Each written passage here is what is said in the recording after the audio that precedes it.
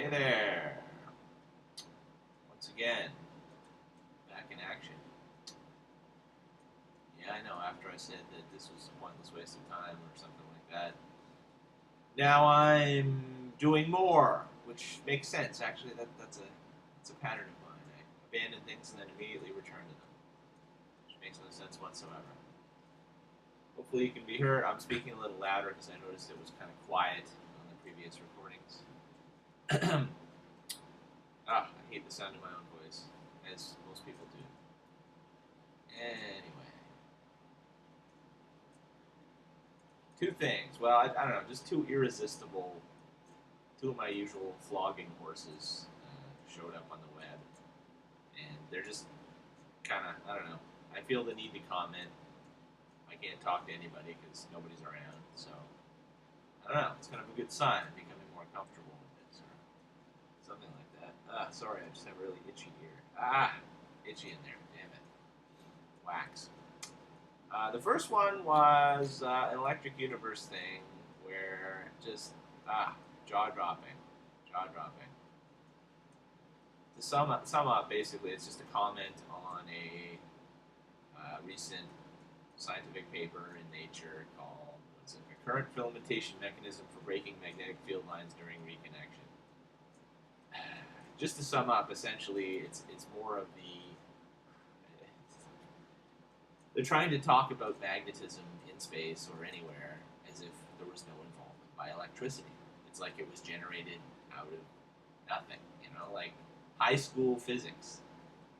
A moving electric charge creates a radially oriented spinning magnetic field at right angles, blah blah blah blah. It's extremely well known. We use it to power our entire society. It's like, again, it's high school. I think I made a freaking electromagnetic generator type thingy when I was in, like middle school or elementary school or something. It's very well known. But they're talking, and of course, the sun. If you look at the sun with the satellites they've got up there right now, you can just click on it on the web. You can, of course, see colossal lightning bolts jumping around. And the thing is, science doesn't deny this. I mean, they know that it's, obviously, these guys are scientists. This is high school science. But in astronomy, they are publishing papers that are talking about, they're basically, they talk about the various magnetic fields of the sun and the colossally intense ones they find in, quasars and all these weird objects without electricity. It's like the magnetism just appears from nowhere. I know I keep saying that, but it's bizarre. It's like if current science was, the new trend in science was to talk about, oh God, I don't know. Again, it's hard to describe something that odd. I don't know. It's like heat, say. Heat. There's any discussion of the word heat, the general concept of things being hot or cold, completely taboo. You couldn't discuss it. Like in science, in papers, you could use it, in various sub things like, evaporation or whatever, but you could never mention heat. You'd have to say there are some sort, the evaporative force, or, you know what I mean? Like, it's so bizarre, it's hard to discuss. But, and not only this,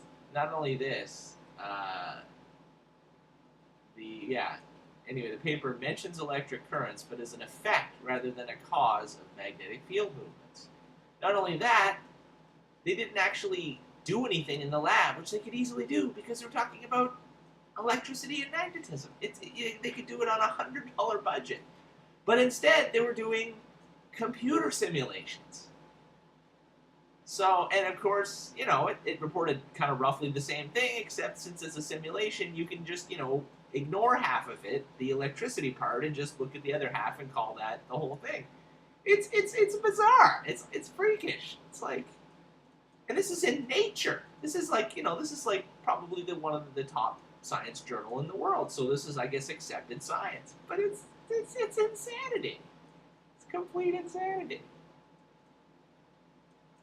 Yeah. Electrical engineers and classical physicists have known for decades that only movement flow of electric charges causes magnetic fields. Electric current is the only cause of magnetic fields. Varying the strength and direction of the currents will move the magnetic fields around and vary their strength. Shutting off the causal electric current will cause magnetically stored energy to be released. Yeah, so, you're talking about the sun. Well, there are gigantic electric currents moving through it, of course. And that gives rise to enormous magnetic fields. And when, the current switches, like, so this whole current branch gets shut off, all of the not the magnetic energy, but it's, the huge cloud of electrons and the, I don't know, I guess a magnetic field would have some kinetic energy. Anyway, there's a huge burst of, but it's all known. This is all, again, this is basic stuff. But we find that when the current layers that form during magnetic reconnection become too intense, they disintegrate and spread into a complex web of filaments that causes the rate of reconnection to increase abruptly. Right, so they're saying, again, they're describing magnetism as if it was causing, they're just describing, electricity causes magnetism, but they're just describing it backwards and saying, with different words. Yeah. Yeah, they report in this paper that changes in magnetic fields produce electric current filaments. It is electric filaments that produce magnetic fields that cause their movements. As it says, this paper, they've at least got it. It's just completely backwards, and they're doing it in simulation rather than in a laboratory for no good reason. But again, it's in nature, so I assume this is cutting-edge science. Again, I'm so glad I never became a scientist. As pitiful as my current state is, I don't know. Like, I was reading another paper, the other day, and they actually were they're almost coming close to some pretty good points about various, neurological stuff. But they're figuring it out by counting fly neurons or something. And like a purely statistical exercise. And they were, and they actually did kind of manage to come close to the truth with an enormous amount of effort and counting of fly brains, fly neurons. Can you imagine that all day, just counting fly neurons and then, pumping that into a... Again, I'm not that kind of guy. I guess I must be a more hardcore scientist if I'm just, totally rocking out on the count of fly neurons. The other one, which I think we're going to have to do in a separate session here, well, unless I can do it 2.5 minutes, let's see. Yeah, I guess. It's not really that important. It's basically just Richard Dawkins, was it a scandal because some woman at a conference, a skeptics conference, she's going up in her elevator at 4 a.m. to go to her room, and some guy basically kind of propositioned her, said, hey, want to get some coffee in my room? Whatever, basically, whatever.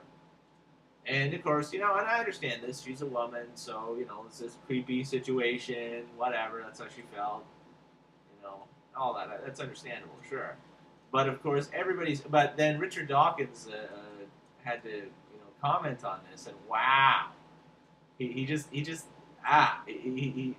the classic kind of, I'm not saying it is, but it's in the same sort of emotional vein as when, what I mean, like someone's accused of racism or someone is caught doing something homophobic or racist or whatever, and they kind of go off on this huge tirade, and you think, what the frig are they going on about?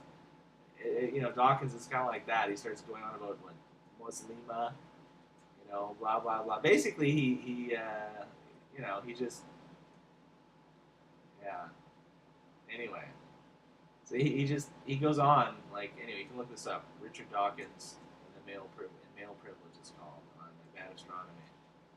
But basically Dawkins, the whole thing becomes a huge sexism thing. And of course men chime in with, of course, well, we can't say anything to women, right? Because, every man is a rapist, and stuff. And yeah, it's a totally charged situation. But Dawkins basically, at the very least, he opened his big mouth and just, and again, like, skeptics tend to be the most, they're assholes. They tend to be totally abrasive assholes, despite their, the validity of their position or not. They tend to be total walking cocks.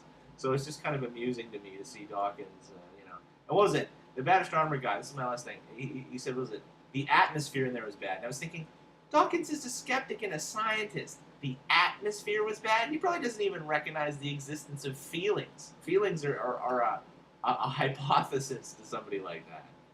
All right, and that's all. Talk to you later.